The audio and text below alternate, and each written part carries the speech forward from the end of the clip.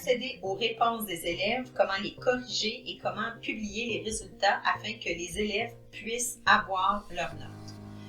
La version qu'on va faire là, c'est la version qu'on a utilisée pour publier notre lien dans Teams pour les élèves du primaire. Donc, on ne passe pas par devoir là, pour cette capsule-là. Donc, pour accéder aux réponses des élèves, ce qu'on va faire, c'est qu'on va revenir dans Forms et on voit ici que j'ai une réponse. Donc, je vais aller cliquer dessus et je vais accéder à Réponse ici. Donc, si je regarde, ici, j'ai mon résumé par question. Étant donné que j'ai juste une réponse, bien, on s'entend que je n'ai pas beaucoup de détails dans mes réponses. Donc, ce que je vais faire, c'est que je vais aller examiner les réponses des élèves. En cliquant sur Examiner, j'ai deux choix. Je peux corriger les questionnaires par personne, donc en ayant accès à toutes les questions pour une personne, ou je peux corriger par question, donc question 1, question 2, question 3, pour chacun des élèves. Donc là, je vais corriger par personne parce que j'ai juste une personne. J'ai des informations ici qui me sont données sur la personne, donc on voit que ça lui a pris 3 minutes à remplir le questionnaire et que son résultat est de 6 sur 36. Pourquoi 6 sur 36? C'est les questions en correction automatique qui se sont corrigées et qui ont eu des points qui leur ont été attribués. Donc, je vais aller réviser mon questionnaire pour voir si ce que l'élève a mis, ben, ça a du sens. Donc, ici, j'étais en correction automatique, la réponse est bonne. Ici, la personne n'a pas eu la bonne réponse. Donc, je pourrais ici aller mettre un commentaire en disant c'est en 1534. Donc, je pourrais lui donner la réponse en lui faisant un commentaire. Ensuite, je vais continuer. Ici, à quelle classe de mots appartient le mot vraiment? J'avais mis une correction automatique et j'avais essayé de voir toutes les façons dont l'élève pourrait écrire le mot adverbe. Donc, adverbe, adverbe au pluriel, adverbe, adverbe. Mais non, ce qu'il a fait, c'est qu'il m'a mis une abréviation. Donc, il sait que le mot vraiment, c'est un adverbe. Donc, je vais aller lui donner son point ici. Je pourrais mettre un commentaire qui dit « Prochaine fois, s'il vous plaît, écris le mot au complet ». Ici, c'est une question qui est à évaluer, donc elle ne se corrigeait pas automatiquement. Je demandais de me décrire la chambre en 50 mots. Donc, je lis le texte, je peux décider dépendamment de c'était quoi mon intention, est-ce que c'était les erreurs, est-ce que c'était la structure du texte, peu importe. Donc, l'élève a fait un très bon travail, je vais lui mettre son 5 points. Encore une fois, je peux aller mettre un commentaire. Je ne suis pas obligée de mettre un commentaire à toutes les questions, on s'entend. Ici, c'était une question de classement, donc l'élève devait aller mettre les étapes du cycle de l'eau dans l'ordre. Là, on voit qu'il y en a eu 3 sur 6. Donc, je pourrais ici aller mettre, disons, 2,5. Je ne dois pas mettre une virgule, je dois mettre un point. 2,5 sur 5. Ici, évaluer. À évaluer, donc j'avais demandé aux élèves de me dire si la solution est le niveau de pH de la solution qui était inscrite ici. Donc l'élève a toutes les bonnes réponses. Je vais aller lui mettre ses 4 points. Mathématiques. Je ne sais pas si vous vous rappelez, mais ici, on avait fait un embranchement. Donc on avait mis une question et on avait dit si l'élève n'a pas la bonne réponse, on va lui en mettre un autre pour voir est-ce que c'est une petite erreur de calcul ou si vraiment, là, non, il n'y arrive pas, il ne comprend pas. Donc, on voit ici que la réponse qu'il a donnée, c'est pas bon. Donc, on lui a demandé une deuxième question semblable et ce n'est pas bon encore. Donc, je pourrais ici prendre mon petit phylactère et aller écrire comme commentaire « Viens en récupération ».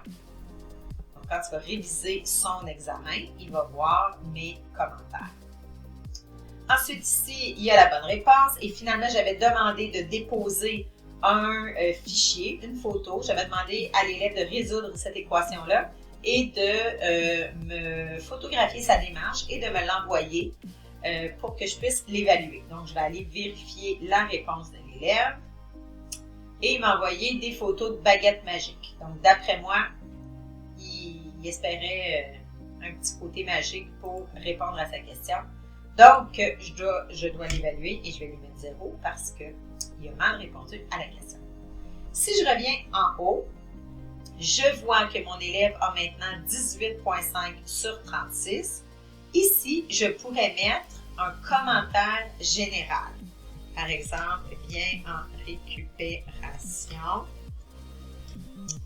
certaines notions ne sont pas comprises.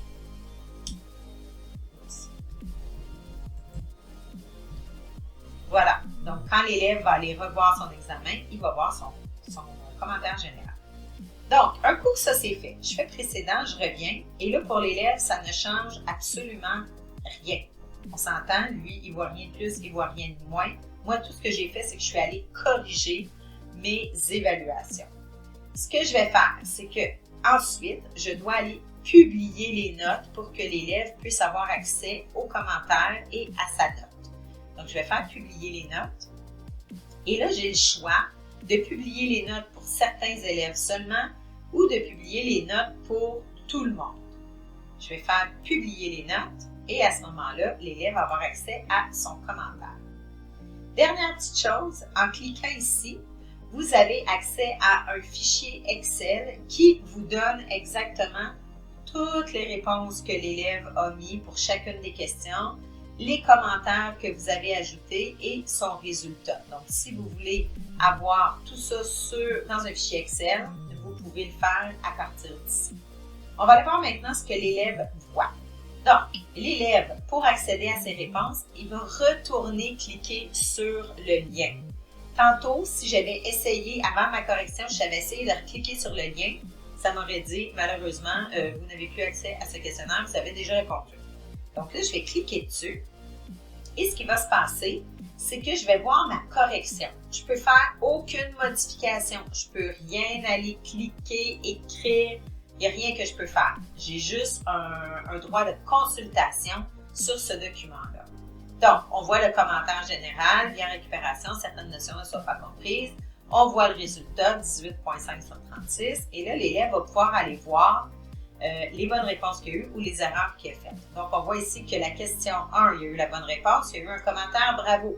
Je n'ai pas écrit ce commentaire-là. Tantôt, je l'avais mis en commentaire automatique lorsque j'ai créé mon questionnaire. Ici, la réponse, elle est erronée. J'ai mis le commentaire, c'est en 1534. Ici, c'est une bonne réponse, c'est une bonne réponse, incorrecte. Il voit ceux qui sont bien placés, mais les autres ne sont pas bien placés. Et les bonnes réponses sont écrites ici en bas. Ça, c'est tout bon. Ici, oups, refaisant un pour voir. Je n'ai pas écrit ça tantôt. C'est un commentaire, encore une fois, automatique que j'avais mis en créant mon questionnaire. Et ici, étant donné qu'il a manqué le deuxième aussi, je lui demande de venir en récupération pour revoir la priorité des opérations. Ah, non, c'est vrai. Ici, je lui ai dit bien récupération, mais je ne me souvenais plus. J'ai mis un commentaire automatique quand j'ai fait le questionnaire. Donc, aussitôt que l'élève identifiait une mauvaise réponse à la deuxième opération, ce commentaire-là s'affichait. Donc, je n'aurais pas eu besoin d'écrire bien récupération ici. Ça, c'est bon. Et là, la réponse n'est pas bonne. Fait que l'élève peut revoir son évaluation, ses points forts, ses points faibles. Avec vos commentaires aussi, ça lui permet de s'orienter dans sa démarche d'apprentissage. Donc, c'est la façon d'accéder aux réponses, de les corriger et de publier les résultats pour les élèves.